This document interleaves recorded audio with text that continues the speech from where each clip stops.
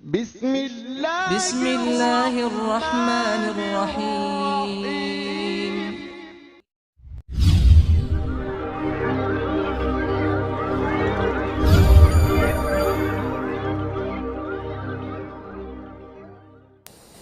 معزز سامعین کرام، عزیزان گرامی، تمام تعریفیں اس رب کائنات کے لیے سزاوار ہیں جس رب کائنات نے ہم تمام کو ایک مختصر سی زندگی دے کر دنیا میں پیدا کیا ہے۔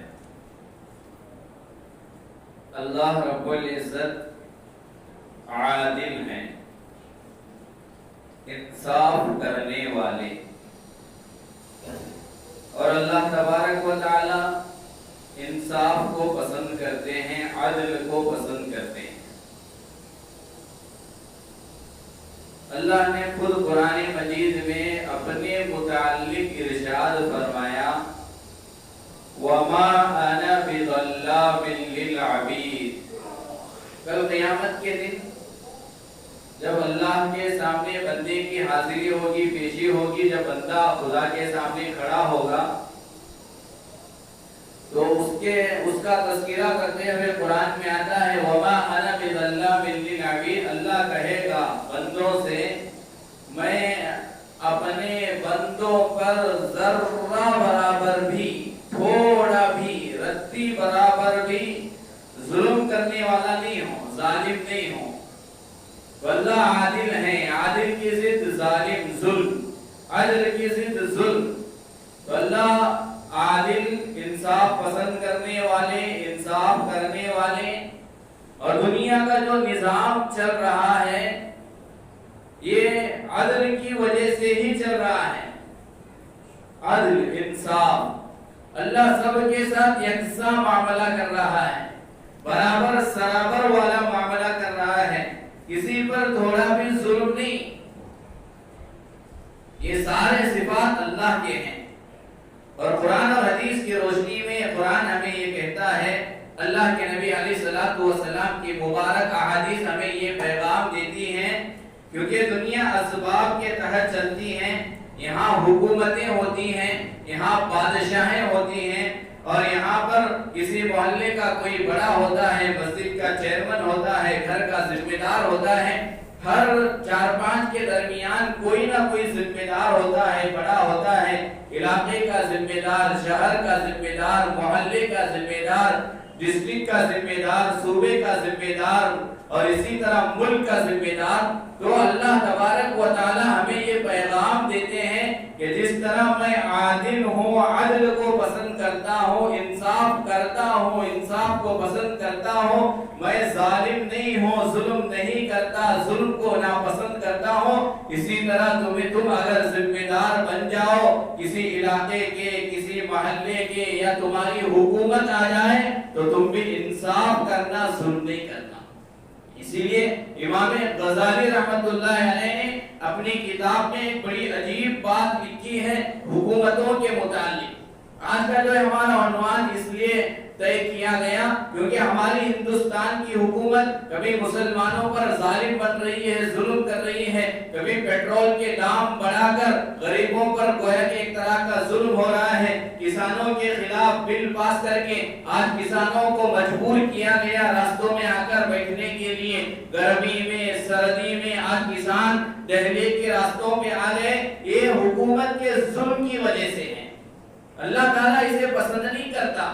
حضرت امام غزالی رحمت اللہ علیہ نے کتاب میں لکھا ہے حکومت چلنے کے لیے، حکومت چلانے کے لیے اگر ہماری یہ تمنا ہے، ہماری یہ خواہش ہے کہ میری حکومت، میرا یہ عہدہ چیئرمین والا، میرا یہ عہدہ ممبر والا، میرا یہ عہدہ ایم ایل اے والا، میرا یہ عہدہ سی ایم والا، میرا یہ عہدہ ایم پی والا ہمیشہ باقی رہے، تو قرآن اور حدیث کی روشنی میں علماء نے لکھا ہے اگر عدل اس کے زندگی میں رہے گا، انصاف اس کے زندگی میں رہے گا، برابری والا معاملہ کرنے کی صفت اگر اس کے زندگی میں رہے گی تو پھر اس کی حکومت باقی رہے گی۔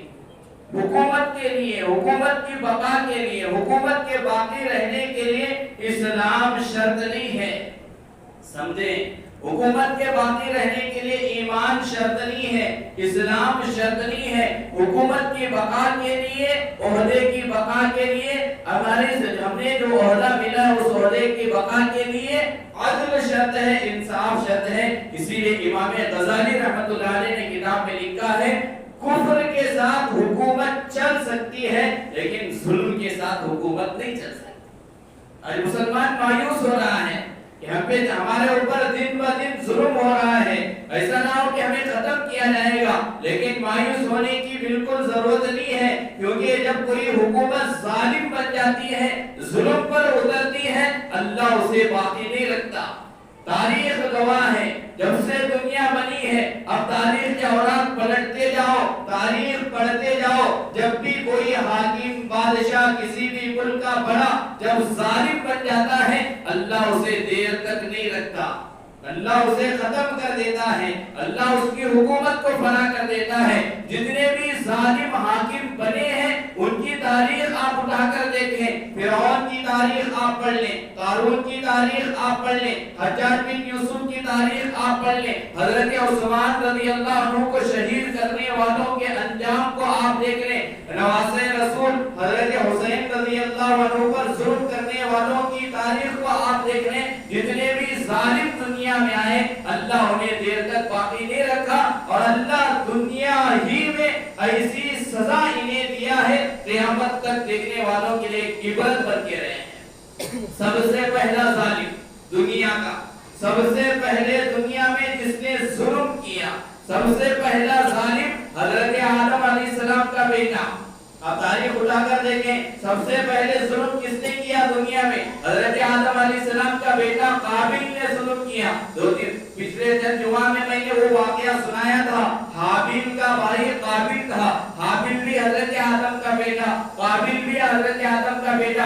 حضرت آدم علیہ السلام کی شریعت میں ان کی شریعت کے اندر یہ تھا، آج حضرت آدم علیہ السلام کو روزانہ 2 بچے ہوتے تھے، ایک لڑکا ایک لڑکی. روزانہ کا یہ معمول تھا کیونکہ ابھی دنیا بنی تھی، ابھی دنیا کے اندر انسانوں کو بنانا تھا، اللہ تبارک و تعالیٰ کا ایک نظام تھا. تو روزانہ 2 اولاد ہوتی تھی، ایک لڑکا ایک لڑکی. اور سسٹم یہ تھا آج جو لڑکا پیدا ہوا ہے کل جو لڑکی پیدا ہوگی، آج کے لڑکے کا نکاح کل کے لڑکی کے ساتھ ہوگی اور کل کے لڑکے کا نکاح آج کے لڑکی کے ساتھ ہوگی. یہ ان کی شریعت کا مسئلہ تھا. وہاں بہن بھائی کا نکاح درست تھا، ہماری شریعت میں نہیں ہے. الغرض معزز سامعین کرام، قابل کی بہن اس کا نکاح حابیل کے بہن سے ہونا تھا، حابیل کا نکاح قابل کے بہن سے ہونا تھا. لیکن اللہ تبارک و تعالیٰ نے حابیل جو نیک انسان تھا، پارسا تھا، متقی تھا، اللہ کے احکام پر چلنے والا تھا، اب اس نے کہا کہ میرا نکاح تیری بہن قابل سے ہوگا، قابل کی بہن سے ہوگا، قابل تیرا نکاح میری بہن سے ہوگا. لیکن قابل ظالم نکلا. یہ سب سے پہلا ظالم ہے دنیا کا. حضرت آدم کی اولاد میں سب سے پہلے ظلم کرنے والا قابل ہے. یہ کس نے کہا نہیں میں تیری بہن سے نکاح نہیں کروں گا. حابیل سے قابل نے کہا میں تیری بہن سے نکاح نہیں کروں گا، میں میری ہی بہن سے نکاح کروں گا، میں نہیں کروں گا. شریعت کے حکم کو توڑنے پر اتر گیا، اللہ کے حکم کو توڑنے پر اتر گیا. ابھی ذرا حابیل نیک تھا، اس نے کہا نہیں شریعت کے مطابق، اللہ کے حکم کے مطابق میرا نکاح تیری بہن سے، تیرا نکاح میری بہن سے، یعنی میرے ساتھ جو پیدا ہوئی ہے اس سے ہونا چاہیے. لیکن قابل ماننے کے لیے تیار نہیں ہوا. بڑا لمبا چوڑا واقعہ ہے، آخر کار قربانی دینی پڑی. قابل کی قربانی قبول نہیں ہوئی، حابیل نیک تھا، اس کی قربانی قبول ہوئی. لیکن یہ ظالم نکلا، یہ آگے بڑھ کر حابیل کو اس نے قتل کیا، شہید کیا. یہ سب سے پہلا ظلم ہے دنیا کا. قابل نے حابیل کو مار دیا. لیکن اللہ تبارک و تعالیٰ اب ظالموں کا انجام بنانا شروع. اب انتقال تو ہو گیا حابیل کا، قابل مار دیا، لیکن اب وہاں دنیا تو ابھی بنی تھی، ابھی یہ دنیا میں آئے تھے، انہیں مسئلہ معلوم نہیں تھا انتقال کے بعد کیا کیا جائے میت کے ساتھ. نہ دفنانے کا طریقہ معلوم تھا، کوئی اور طریقہ معلوم. اب قابل کو مار دیا اپنے بھائی کو، اب کیا کیا جائے، پریشان ہو گیا. اب قابل پریشان تھا. اللہ تبارک و تعالیٰ نے کوے کو بھیجا قابل کے سامنے. قرآن میں ہے تذکرہ، کوا آیا، آنے کے بعد ایک مردار کوے کو لایا ساتھ میں. اب اس نے اپنے پیروں کے ذریعے سے گڑھا کھودا، گڑھا کھود کر کوے کو دفنا کر کوا چلے گیا.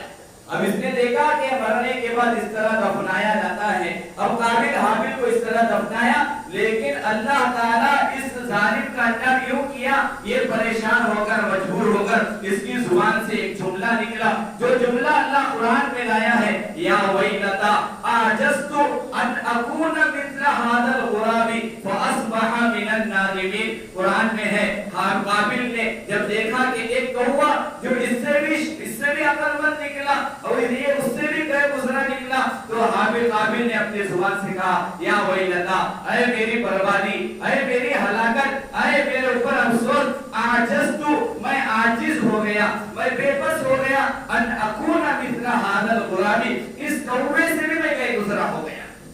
یہ ظالم کا انجام ہے. اللہ کوے سے بھی گھٹیا بنا دیا, اللہ کوے سے بھی حقیر بنا دیا. اللہ چاہتے تھے شیر کے ذریعے سے اسے سمجھا سکتے تھے, اللہ چاہتے تھے باپ آدم کے ذریعے سے دفنانے کا طریقہ سمجھا سکتے تھے, کیوں نہیں سمجھایا گیا؟ علماء نے لکھا ہے یہ ظالم تھا, اللہ اسے حقیر بنانا چاہتے تھے. اللہ اسے حقیر بنانے کے لیے, اس ظالم کے انجام کو عبرتناک بنانے کے لیے اللہ نے کوے سے بھی حقیر بنا دیا. اسی لیے قابل نے کہا یا ویلتا اعجزت ان اکون مثل هذا الغراب واصبح من النادمین. میں شرمندہ لوگوں میں سے ہو گیا. یہ دنیا کی تاریخ ہے, یہ سب سے پہلا ظالم ہے. آگے بڑھے, دنیا آگے چلتی رہی. حضرت موسیٰ کا زمانہ آیا. حضرت موسیٰ کے زمانے میں فرعون ظالم نکلا. کتابوں میں لکھا ہے 70,000 بچوں کو قتل کرنے والا. ہماری حکومت جتنی بڑی ظالم ابھی نہیں بنی.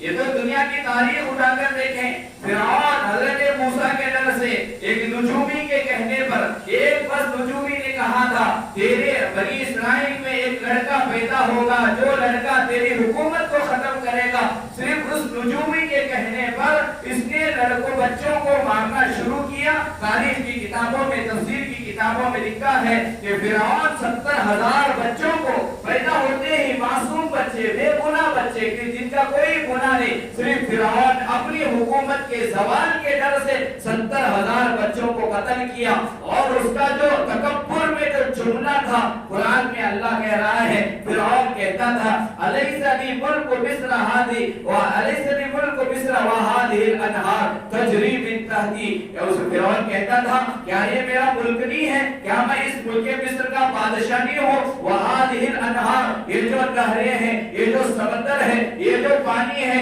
ان کا بھی میں بادشاہ ہوں, ان پر بھی میری حکومت ہے. تجری من تحتی, یہ فرعون کہتا تھا یہ نہریں جو میرے نیچے سے بہ رہی ہیں ان کا میں بادشاہ ہوں. لیکن ظالم تھا, ظلم کے ساتھ حکومت تھی. بتلانا یہ ہے جب حکومت ظلم پر اترتی ہے اللہ باقی نہیں رکھتا, اللہ جس کو نابود کرتا ہے. وما انا بظلام للعبید, اللہ کی صفت ہے. اللہ ظالم نہیں ہے, اللہ ظلم کو پسند نہیں کرتا, اور جو بندہ ظالم بنتا ہے اللہ اسے بھی ہلاک کر دیتا ہے, برباد کر دیتا ہے. اس کا انجام بھی عبرتناک بناتا ہے. قابل کا انجام عبرتناک, فرعون کا انجام عبرتناک. اب اس کا جملہ تھا, غور کریں, فرعون کیا کہتا تھا وہذہ الانہار تجری من تحتی, میں ان نہروں کا بھی بادشاہ ہوں جو میرے نیچے بہتی ہیں. یہ تکبر میں آ کر یہ کہتا تھا. اللہ نے کیا عبرتناک انجام بنایا, جس نہر کے اوپر حکومت کرنے کا دعویٰ کرتا تھا فرعون, اللہ اسی نہر میں غرق کر دیا, اللہ اسی نہر میں ڈبو دیا, اسی نہر میں اسے ختم کر دیا. قیامت تک آنے والے انسانوں کو اللہ بتایا ظلم اگر کوئی دنیا میں کرتا ہے تو اس کے لیے بھی ہم اسی طرح کا معاملہ کریں.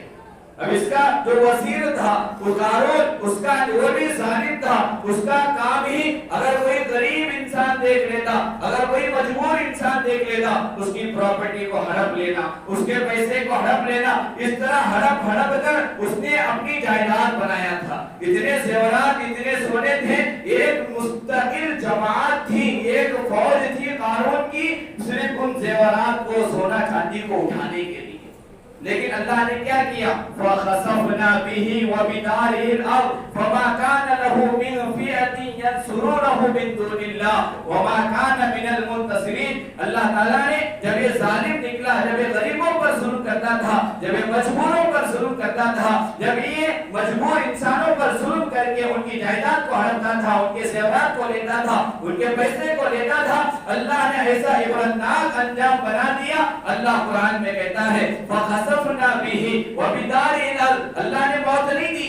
اللہ چاہتا تھا موت دے کر عبرتناک انجام بنا سکتا تھا، لیکن اب قارون کی تاریخ اٹھا کر دیکھیں، اللہ زندہ زمین میں دھسا دی، موت نہیں دی، زندہ ہے، زندہ زمین میں دھسا دیا۔ لیکن اسے غرور کس چیز کا تھا؟ اسے تکبر کس چیز کا تھا؟ یہ کس طرح کا ظلم کرتا تھا؟ یہ غریبوں کا مال لے کر، غریبوں پر ظلم کر کے، ان کے زیورات لے کر ظلم کرتا تھا۔ اللہ نے کیسے عبرت بنایا؟ قرآن کہتا ہے فَخَسَفْنَا بِهِ، ہم اسے بھی زمین میں دھسا دیے، زندہ دھسا دیے۔ لیکن یہ جس مال کی وجہ سے تکبر کرتا تھا، جس مال کی وجہ سے اکڑتا تھا، اس کے ساتھ ساتھ اللہ نے اس مال کو بھی زمین میں دھسا دیا۔